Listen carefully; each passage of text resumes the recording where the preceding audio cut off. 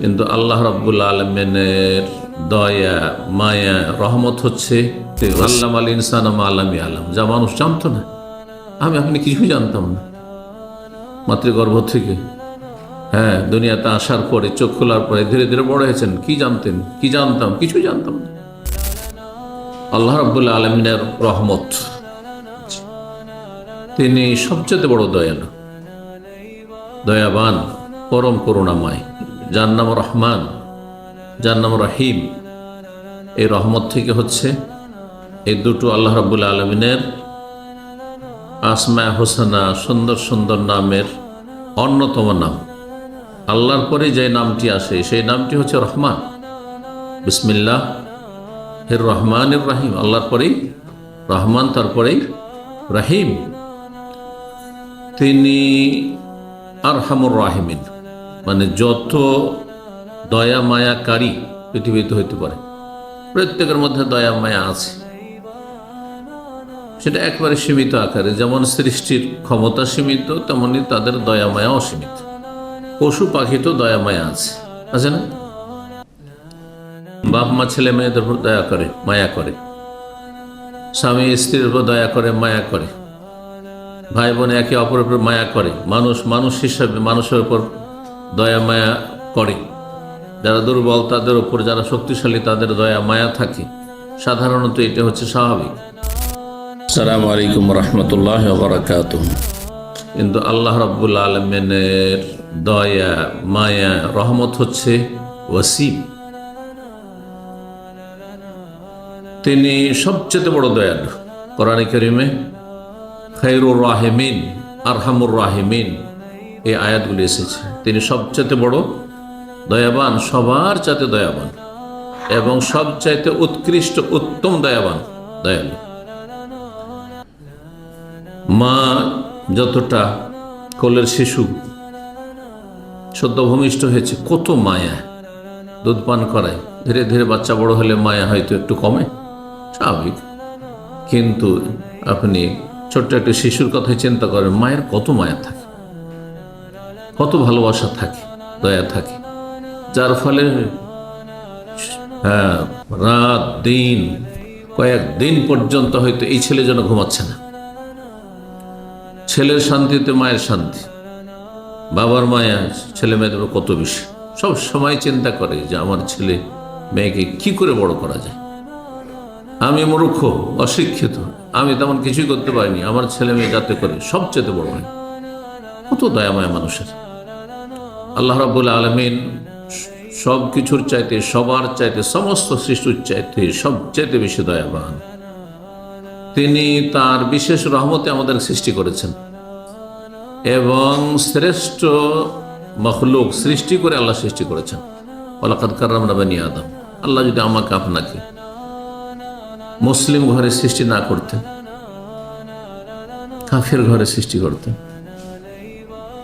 যদি আমাকে আপনাকে মানুষ রূপে সৃষ্টি না করতেন, বানর, শুকুর, কুকুর, আল্লাহ সক্ষম সবকিছু আল্লাহ সৃষ্টি করেছেন। চিন্তা করুন দেখি, আল্লাহ শুধু সৃষ্টি করেছেন তার দয়া তা না, তিনি প্রতিটি আমাদের স্তরে কেমন কার আহার লাগে, রিজিক লাগে, প্রয়োজন লাগে, তাও আল্লাহ জুটিয়েছেন। যখন যেটা প্রয়োজন আল্লাহ সেটা পুরো করছেন। তিনি আমাদেরকে সার্বিক দিক থেকে সুস্থ রেখেছেন, নিরাপদ রেখেছেন। তিনি আমাদেরকে খেতে দিচ্ছেন, পান করতে দিচ্ছেন, তিনি বস্ত্র দিয়েছেন, তিনি আমাদেরকে আশ্রয় দিয়েছেন। বহু মানুষ আছে গৃহহীন, জি, ঘর বাড়ি কিছুই নেই, সবকিছু ধ্বংস হয়ে গেছে। আসমানি জমিনে গজবে হোক আর মানুষের জুলুম অত্যাচারে হোক, দেশ থেকে বহিষ্কৃত হয়েছে, পরনে বস্ত্র নেই, খাবার নেই, জি, স্বচ্ছ পানি নেই। আল্লাহ রাব্বুল আলামিন তার বিশেষ রহমতে আমাদেরকে হেদায়েতের ওপর টিকিয়ে রেখেছেন। কারণ অধিকাংশ মুসলিম আছে, জন্মসূত্রে মুসলিম হইলেও যখন চয়েসের বিষয় চলে আসে সাবালক হওয়ার সাথে সাথে, জন্মসূত্রে মুসলিম, আপনার বাপ মা মুসলিম, ওই ঘরে আল্লাহ পয়দা করে দিয়েছেন, এটা চান্সে মুসলিম হয়েছে।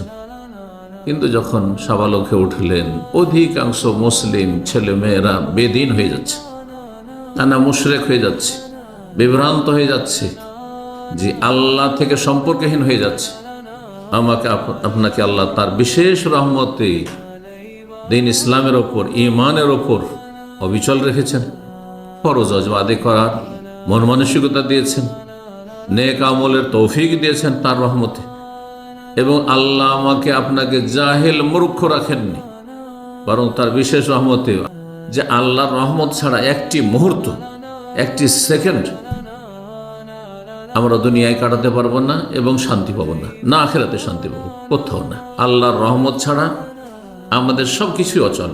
আল্লাহ আল ইনসান আলামি আলম, যা মানুষ জানতো না, আপনি কিছুই জানতাম না মাতৃগর্ভ থেকে।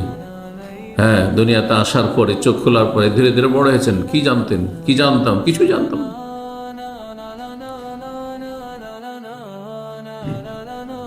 আল্লাহ রাব্বুল আলামিন, বহু মানুষ ডানে বামে কত বালা মুসিবতের শিকার হচ্ছে, কত দুর্ঘটনার শিকার হচ্ছে। একই পরিবারের কয়েকজন খুন হয়ে যাচ্ছে, আর জুলম অত্যাচারের শেষ নেই। জুলম অত্যাচারে আল্লাহর জমিন ভরে গেছে। এই জুলমের মাঝে, অত্যাচারের মাঝে, নিরাপত্তাহীনতার মাঝে আল্লাহ যে আমাদেরকে নিরাপদ রেখেছেন, বালা মুসিবত থেকে হেফাজতে রেখেছেন, এটি তার বিশেষ রহমত। আমার এখন আল্লাহর রহমত আছে বলে। আল্লাহ রাব্বুল আলামিনের যদি রহমত না হইতো তো অনাবৃষ্টি দিতেন, দুর্ভিক্ষ নেমে আসতো, না খেয়ে মরে যেতাম, শেষ হয়ে যেতেন।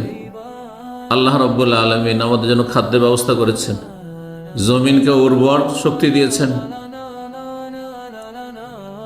এইরকমই আল্লাহ রাব্বুল আলামিন তার বিশেষ রহমতে আমাদেরকে জান্নাত দেবেন, জাহান্নাম থেকে রক্ষা করবেন। আল্লাহর রহমত না হলে জাহান্নাম থেকে বাঁচতে পারবেন না। সুতরাং আমরা এতগুলি কথা এই জন্যই বললাম ভূমিকাতে, যে যাতে করে প্রত্যেকের এই অনুভূতি জাগে, প্রত্যেকে যাতে হাড়ে হাড়ে উপলব্ধি করেন, টের পান, যে আল্লাহর রহমত ছাড়া একটি মুহূর্ত, একটি সেকেন্ড আমরা দুনিয়ায় কাটাতে পারবো না এবং শান্তি পাবো না, না আখিরাতে শান্তি পাবো, কোথাও না। আল্লাহর রহমত ছাড়া আমাদের সব কিছুই অচল। সর্বক্ষেত্রে সর্বক্ষণ আমরা আল্লাহ রাব্বুল আলামিনের রহমতের দয়ার মুখাপেক্ষী। চোখের পলক মারতে যতক্ষণ লাগে ততক্ষণ আপনি আল্লাহর দয়া ছাড়া বাঁচতে পারবেন না। আপনি নবী করিম সাল্লাল্লাহু আলাইহি সাল্লামের হাদিস দিয়ে শুরু করি। সহিহ বুখারী মুসলিম হাদিস হয়েছে, হাদিস নম্বর 5982, সহিহ বুখারীতে, সহিহ মুসলিমে 5036 নম্বর হাদিস। আবু হুরায়রা রাদিয়াল্লাহু তাআলা আনহু, রাসূলুল্লাহ সাল্লাল্লাহু আলাইহি ওয়াসাল্লাম বলেন, লা ইউনাজ্জিয়া আহাদাম মিনকুম আমালুহু, তোমাদের কোন ব্যক্তিকে তার আমল জাহান্নাম থেকে রক্ষা করতে পারবে না, জান্নাতে নিয়ে যেতে পারবে না। সাহাবীরা জিজ্ঞাসা করলেন, আমরা নাহি পারবো না, কিন্তু রাসূলুল্লাহ সাল্লাল্লাহু আলাইহি ওয়াসাল্লাম তো পারবেন। রাসূলুল্লাহ সাল্লাল্লাহু আলাইহি ওয়াসাল্লাম তার ঈমান আমল দিয়ে, তার দাওয়াত ইসলামের খেদমত দিয়ে, তার মাধ্যমে সারা বিশ্বের কত মানুষ, তার জীবদ্দশাতে কত লোক হেদায়েত হয়েছে, কত বড় বড় তারা পাপে লিপ্ত ছিল। তারপরে প্রতিটি যুগে যত মানুষ হেদায়েতের পথ পেয়েছে, পাপ মুক্ত হয়েছে, তার একটা ভাগ করে আমলে যাচ্ছে রাসূলুল্লাহ সাল্লাল্লাহু আলাইহি সাল্লামের আমল নামে যাচ্ছে। কেন? তার মাধ্যমে আমরা হেদায়েত হয়েছি, তার মাধ্যমে। তার ছেড়ে যাওয়া দাওয়াত আমাদের কাছে নির্ভেজাল দাওয়াত পৌঁছেছে, সেই জন্য। না হলে ভেজাল যুক্ত দাওয়াত পৌঁছলে আপনি আমিও মাজার পূজারি থাকতাম, নাহলে মূর্তি পূজক থাকতাম, না হয় নাস্তিকের সন্তান নাস্তিক সন্তান থাকতাম। তারপরে সাহাবারা এই জন্য জিজ্ঞেস করছেন, ওয়ালা আনতা ইয়া রাসূলুল্লাহ, এমনকি আপনি আপনার আমল দিয়ে, আপনার নেক কাজ দিয়ে, ভালো কাজ দিয়েও আপনি জান্নাতে যেতে পারবেন না, জাহান্নাম থেকে বাঁচতে পারবেন না? নবী সাল্লাল্লাহু আলাইহি ওয়াসাল্লাম বলছে, ওয়ালা আনা, এমনকি আমিও। ইল্লা ইয়াতাগাম্মাদানি আল্লাহু বিমাগফিরাতি ওয়া রাহমা, তবে আল্লাহ যদি তার ক্ষমা এবং রহমত দিয়ে আমাকে ঢেকে নেন। সুবহানাল্লাহ। সুতরাং আল্লাহর রহমত ছাড়া জান্নাতে যেতে পারবে না, জাহান্নাম থেকে বাঁচতে পারবে না, যেটি মানব জীবনের সবচেয়ে বড় লক্ষ্য উদ্দেশ্য, এবং সেটি মূলত হচ্ছে আসল সফলতা। দুনিয়ার যতই সফল ব্যক্তি হন না কেন, সারা বিশ্বের যদি রাজত্ব কেউ পেয়ে যায়, সারা বিশ্বের রাজা তো কেউ হয়নি, গোটা বিশ্বের সারা বিশ্বের রাজা যদি কেউ হয়েও যায়, যে এত দেশ পৃথিবীতে নেই, একটি দেশ আর তার প্রধান, দেশের প্রধান, সারা বিশ্বের প্রধান একজন হয়েছে, সেও যদি কুফুরের অবস্থায় মারা যায়, পাপের বোঝা নিয়ে আল্লাহর কাছে হাজির, জাহান্নামে যেতে হবে। তার চাইতে বেশি নিঃস্ব অসহায় আর কেউ নেই। সে ব্যর্থ জীবনে, ব্যর্থ জীবনে। দুনিয়ার সমস্ত সম্পদের মালিক যদি একাই একজন হয়ে যায়, কিন্তু কুফরি অবস্থায়, পাপের অবস্থায়, জালেম হয়ে, হ্যাঁ, আল্লাহর হক নষ্ট করে, মানুষের হক নষ্ট করে যদি আল্লাহর কাছে হাজির হয়, তো জাহান্নাম ছাড়া কোনো উপায় নেই।